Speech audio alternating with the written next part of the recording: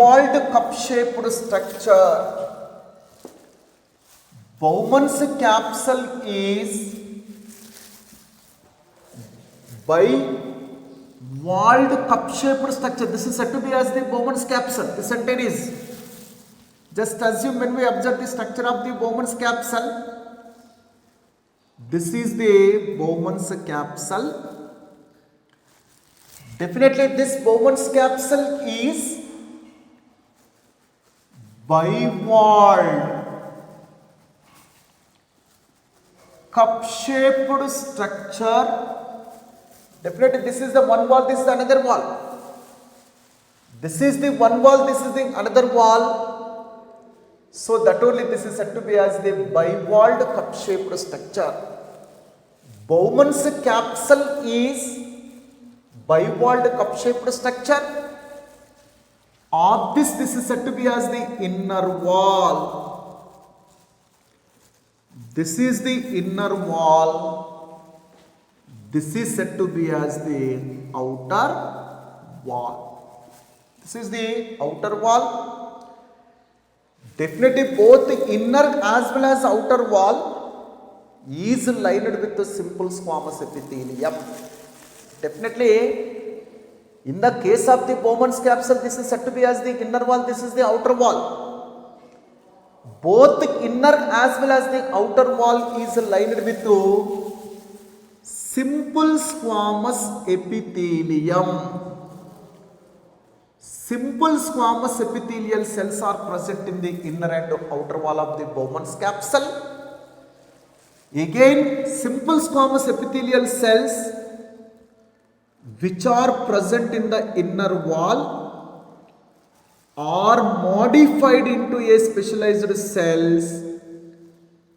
That specialized cells are said to be as the photocytes. These are said to be as the photocytes. Definitely simple squamous epithelium which is present in the inner wall of Bowman's capsule, that simple squamous epithelial cells are modified into foot-like structure. That cell is said to be as the photocyte. Photo means foot, cyte means cell. It is look like as a foot like this. It is look like as a foot. So that only this kind of this cell is said to be as the photocyte. Definitely the simple squamous epithelial cells of the inner layer of Bowman's capsule or gets modified into a specialized cell. That cells are said to be as the photocyte. Definitely between the two photocytes, this is the one photocyte, this is the one photocyte. Between these two, whatever the opening which is present, whatever the space which is present, this opening or this 4 is said to be as the slit 4. This is said to be as the slit 4s or filtration slit. These are said to be as the filtration slit or the slit 4. Between the two photocytes, this is the one photocyte, this is the one photocyte. Between these two, whatever the space is present, that is the slit 4 or the filtration slit. Similarly, this is the one photocyte, this is the one photocyte. Between these two, whatever the opening which is present, that is the slit 4 or filtration slit. Next, in the renal tubule, this is said to be as the PCT. In the case of the nephron, next part which is present, that is said to be as the PCT, means below to that kind of the Bowman's capsule. Below to that kind of the Bowman's capsule, whatever the part which is present, that is said to be as the PCT. This is the PCT, that is the proximal convoluted tubule. In the wall of the proximal convoluted tubule, what kind of the epithelium is present means simple cuboidal epithelium with brush borders. Simple cuboidal epithelium with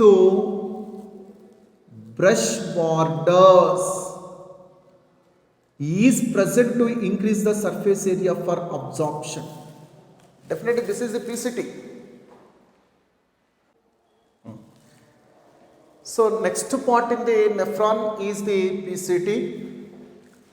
Definitely in the PCT, what kind of the epithelium is present means simple cuboidal epithelium is present. The wall of the PCT, that is the proximal convoluted tubule, is lined with simple cuboidal epithelium with brush borders. What is the meaning of the brush border? So this is the simple cuboidal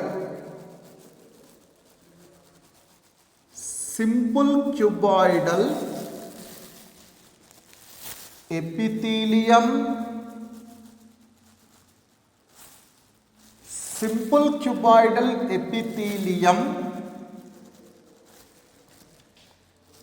with brush border.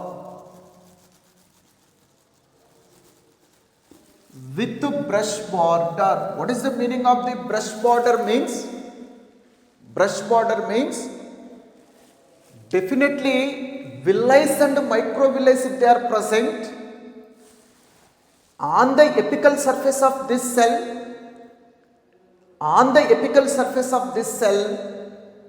villi and microvilli, if they are present, then that is said to be as the brush border.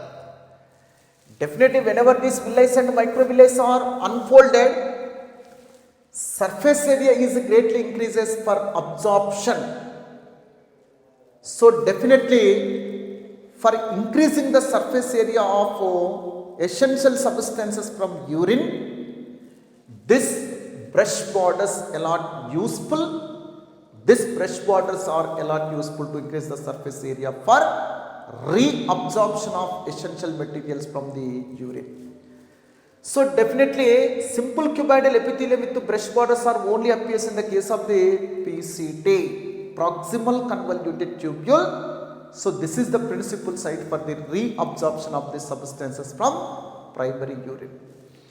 Again, this PCT, loop of Henle, DCT are purely present in the medulla of kidney.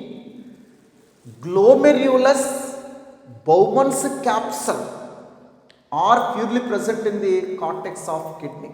We will see later at the end of the structure of the nephron. I will tell you once again. Again, this definitely this PCT gets opens into the loop of Henle.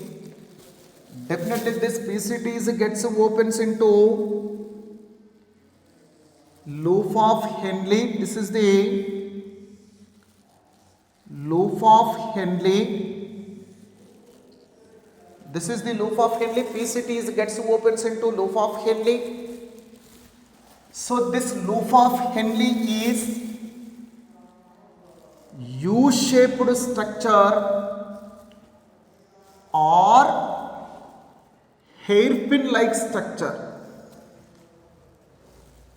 This loop of Henle, this is the loop of Henle. This loop of Henle or Henle loop is the U-shaped structure. That is the U-shaped structure or the hairpin like structure. Again, definitely this in this loop of Henle, this is said to be as the descending limb. This is said to be as the descending limb. This is said to be as the ascending limb. In the case of the loop of Henle, this entire is said to be as the loop of Henle. From this entire is said to be as the loop of Henle. In the loop of Henle, again this is said to be as the ascending limb. This is the descending limb. This is the base. So in that way, in the loop of Henle, definitely this is the descending limb, this is the ascending limb, this is the base. Again in the descending limb, what type of the epithelium is present means simple squamous epithelium is present. What type of the epithelium is present in the descending limb of the loop of Henle means simple squamous epithelium. This descending limb is permeable to, it is permeable to water, impermeable to salts. Definitely descending limb is always allows the pass of the water through it to out. Descending limb is always allows movement of the water across its wall. It may not allows the salt movement. It is only permeable to the water.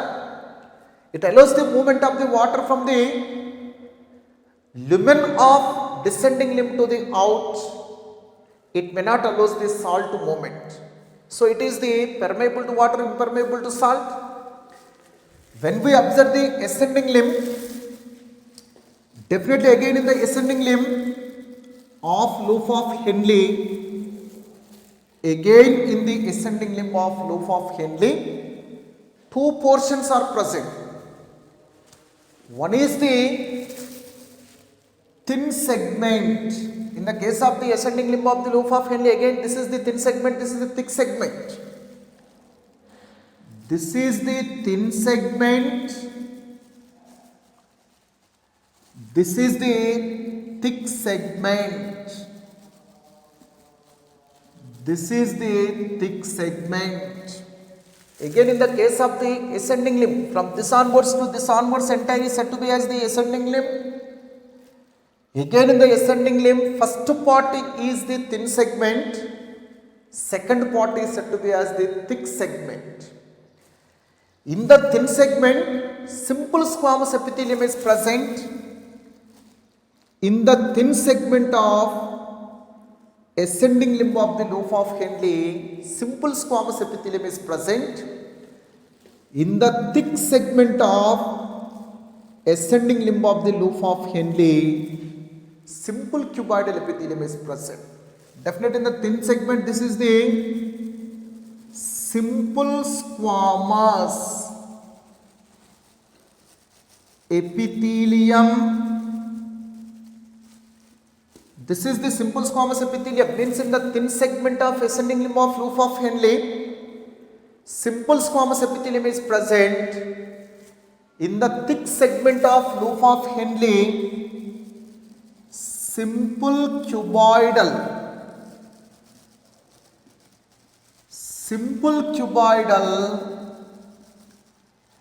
epithelium is present. Simple cuboidal epithelium is present. Simple cuboidal epithelium is present in thick segment of ascending limb of the loop of Henle. So definitely either the thin segment or the thick segment, whatever it may be, this ascending limb is impermeable to water, permeable to salts. It is completely opposite to the descending limb. Definitely ascending limb is permeable to salts, impermeable to water. Definitely it is the permeable to salts means ascending limb of the loop of Henle walls allows the movement of the salts across through it, but not allows the water movement. Descending limb of the loop of Henle walls are permeable to water. They allows the movement of the water across through it, they may not allow the salt movement, but ascending limb of the loop of Henle walls are permeable to salts, means they allows the movement of the salt across through it, but not the water. In that way, loop of Henle is present. Next to this ascending limb is gets opens into DCT. This is said to be as the DCT, distal convoluted tubule. Definitely distal convoluted tubule is also lined with simple cuboidal epithelium. Simple cuboidal epithelium. But here brush borders may not be present like that of the PCT. In the distal convoluted tubule, simple cuboidal epithelium is present, but it may not be lined, it may not be with the brush borders. So what are the differences between the PCT and DCT? PCT is long and narrow, but DCT is short and broad. Means here lumen is narrow, here lumen is wider. It is short and broad, it is long and narrow. Definitely here simple cuboidal epithelium is with brush borders, but here simple cuboidal epithelium is without brush borders. Later, this DCT is again opens into the collecting duct. This is said to be as the collecting duct, or simply it is called as the CD. Definitely in the walls of the collecting duct also simple cuboidal epithelium is present. In the case of the walls of collecting duct also simple cuboidal epithelium is present. Actually, as per NCERT, we have to call it as the collecting ductule. As per NCERT, this is how to be called as the collecting ductule. Collecting ductules of several nephrons are united to form the collecting duct. Collecting duct. But as per your textbook, definitely this is the collecting duct. As per NCERT concept, this is said to be as the collecting ductule. This collecting ductules of several nephrons are opens into collecting duct. Collecting duct. This collecting duct walls also lined with the simple cuboidal epithelium. Again, here important one is that what is the route of passage of the urine? Very important in the objective. What is the route of the passage of the urine means? Definitely here urine formation is taken place. In the Bowman's capsule, urine formation is taken place. That is at first reaches into the PCT, later into the descending limb of the loop of Henle, later into ascending limb of loop of Henle, later into DCT, later into collecting duct. Definitely all these collecting ducts of several nephrons are opens into the renal pyramid. Definitely all this kind of the collecting ducts of several nephrons or gets opens into the renal pyramid. Inside of the renal pyramid they may be form a duct that is said to be as the duct of Bellini or Bellini duct. That is the Bellini duct.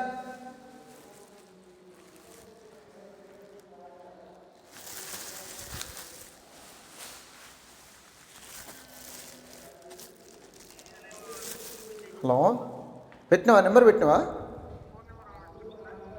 వచ్చింది చేసి ఇప్పుడే చేసి చెప్తలే నేను చెప్తా ఇప్పుడే చెప్తా. So definitely this all collecting ducts of several nephrons are entered into the renal pyramid. Inside of the renal pyramid they may be united and form the duct of Bellini. This renal pyramid is opens into the calyx through the renal papillae. This is the renal pyramid. This is the renal papillae. Again, this is the calyces or calyx. This is the calyx. Means renal pyramid is gets opens into calyx through the renal papillae. Again, calyx is gets opens into the renal pelvis. This is said to be as the renal pelvis. Definitely renal pelvis is gets opens into ureter. This is the ureter. Ureter is gets opens into urinary bladder. Urinary bladder is opens into urethra. Urethra is opens to the out through the urethral opening. So in that way, what is the route of the passage of the urine? Very important in the NEET examination. What is the route of the passage of urine means? At first the urine is gets formed in glomerulus in Bowman's capsule. Later that urine is reaches into the PCT, from where into DCT, specifically in the from the PCT, that is reaches into the descending limb of the loop of Henle, from where into the ascending limb of loop of Henle, from where into DCT, from where into collecting duct, from where into duct of Bellini, and from where into renal pyramid, through the renal papillae that is reaches into the calyces, from where into renal pelvis, from where into ureter, from where that will be reaches into the urinary bladder, from where that maybe gets reaches into urethra, from where that will be gets micturated to out or releases to the out through the urethral opening. So in that way, what is the route of passage of urine is very important. Route of the definitely route of passage of urine. What is the urine route passage? What is the route of the passage of urine? Means at first urine is formed in the Bowman's capsule. In Bowman's capsule, urine formation is taken place. From where that is reaches into the PCT, proximal convoluted tubule, from where that is reaches into the descending limb of loop of Henle, that is the descending limb of loop of Henle, from where that is reaches into the ascending limb,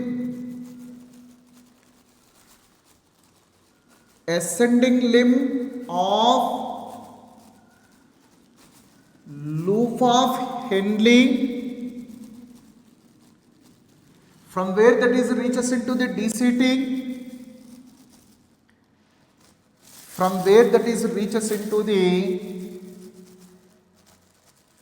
collecting duct that is the CD, from where that is reaches into the duct of Bellini inside of renal pyramid, duct of Bellini, from the duct of Bellini that is releases into renal pyramid, into the renal pyramid,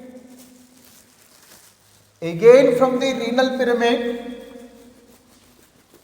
that is releases into the calyx. This is the renal pyramid, this is the calyx. From the renal pyramid again it is releases into renal calyx. This is the renal calyx. From there into renal pelvis.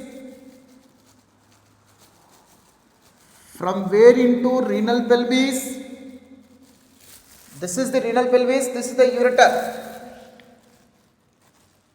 Through the ureter, that urine is reaches to the urinary bladder. Urinary bladder. Again from the urinary bladder, that is reaches into urethra. Again from the urethra, that is exit to the out through the urethral orifice. Urethral orifice, that will be micturated to out. Micturation means process of release of urine from the urinary bladder. Process of the release of urine from the urinary bladder is said to be as the micturation. In that way, what is the route of the passage of the urine? Through excretory system of the human beings. At first, in Bowman's capsule, urine gets formed. That is reaches to PCT. From where that is reaches into the descending limb of loop of Henle. From where that is reaches to the ascending limb of loop of Henle. From where into DCT. From where into CD, from where into duct of Bellini. Finally, that is reaches to the renal pyramid. From the renal pyramid, that is reaches to the renal calyx. From where into the renal pelvis, from where into ureter, from where into urinary bladder.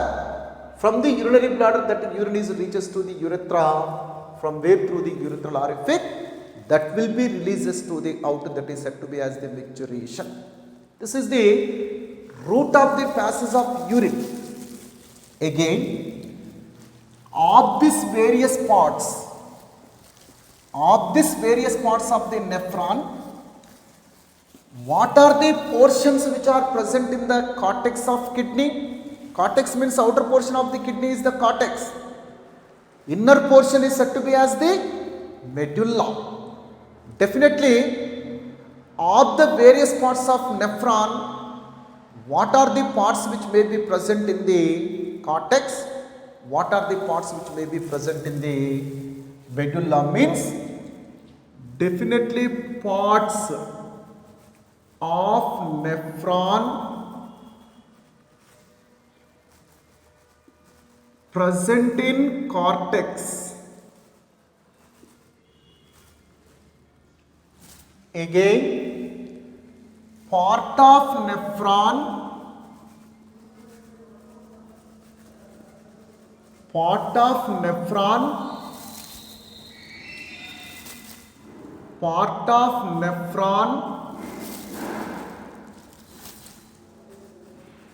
present in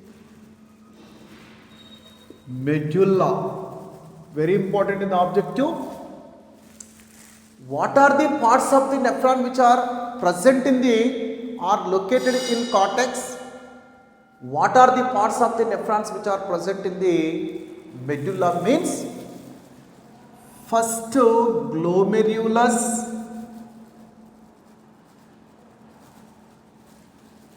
Bowman's capsule,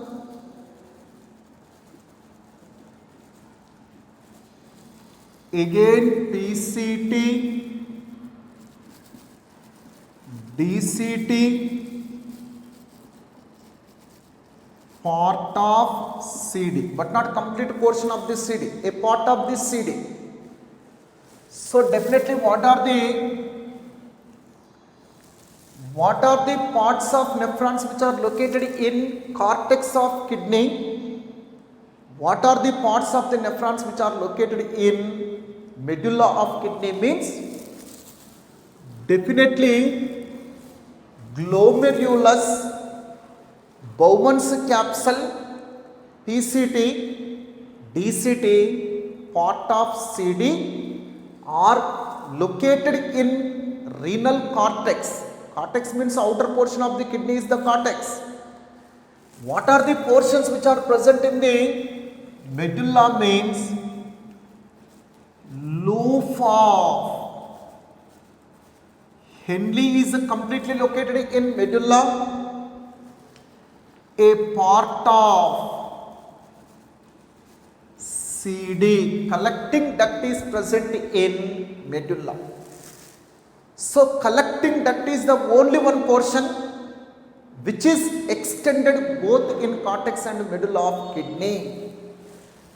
This collecting duct is only one part of the nephron which is extended both in cortex as well as medulla of kidney. Like this, just assume this is nothing but kidney of the person. In the kidney, outer portion is said to be as the cortex. This is the cortex. Definitely like this. This is the Bowman's capsule, glomerulus. This is said to be as the PCT. This is the loop of Henle. Again, this is the DCT. Again, this is the collecting duct.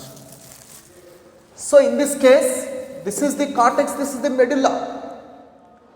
Definitely glomerulus, Bowman's capsule, PCT, DCT, part of collecting duct are present in the cortex. This is the cortex.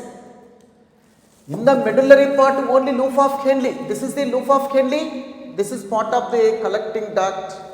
These are present in the case of the medulla. In that way, glomerulus, Bowman's capsule. Glomerulus, this is the glomerulus. Bowman's capsule, PCT, DCT, part of collecting duct are present in the cortex. This is the loop of Henle. This is the part of the collecting duct. They are present in the case of the medulla. Again, this nephrons principally categorized into two types. These nephrons are principally categorized into two types depending upon the presence and absence of vasa recta blood vessel, depending upon the length of the loop of Henle. This nephrons are principally categorized into two types. What are the two types of the nephrons? Means one is the cortical nephrons, second one is the juxta. So what are the two types of the nephrons? Means one is said to be as the cortical nephron, second one is the juxtamedullary nephron. So what is the cortical nephron? Means the nephrons in which loop of Henle is very short, and vasa recta blood vessel is almost absent. Such nephrons are said to be as the cortical nephron. Just assume in this nephrons, this is the kidney. In this nephrons, this is the kidney. Again, this is the cortex, this is the medulla. In this kind of the nephron, this loop of Henle is very short. That is extends only outer surface of outer margin of medulla only. Here loop of Henle is very short. That is extends only peripheral part of the medulla. So such nephron is said to be as the cortical nephron. Nephrons in which loop of Henle is very short, vasa recta blood vessel is completely absent, they are the cortical nephron. Instead of that, if in the nephron, just assume this is the medulla, this is the cortex. If in the nephron loop of Henle is very long, if this loop of Henle extends up to the deeper part of the medulla and long vasa recta blood vessel also present, then that is said to be as the juxtamedullary nephron. Nephrons in which loop of Henle is very long, vasa recta blood vessel is also very long, such nephron is said to be as the juxtamedullary nephron. So first difference is that here in cortical nephrons, loop of Henle and vasa recta blood vessels are short. They are very short in length. But in the juxtamedullary nephron, loop of Henle and vasa recta blood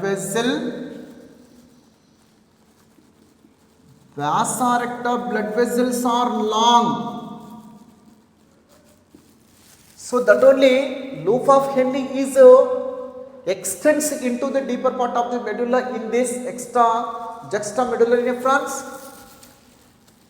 These are 80% of the total nephrons. Cortical nephrons are 80%, but these are 20% only. So in that way, in the cortical nephron, vasa recta blood vessel as well as the loop of Henle is very long, but in the juxtamedullary nephrons, loop of Henle, in cortical nephrons, loop of Henle and vasa recta blood vessel is very short. In juxtamedullary nephron, loop of Henle and vasa recta blood vessels are very long. These are abundant in number, means they may be 80%. These are very few in number, they are the 20%.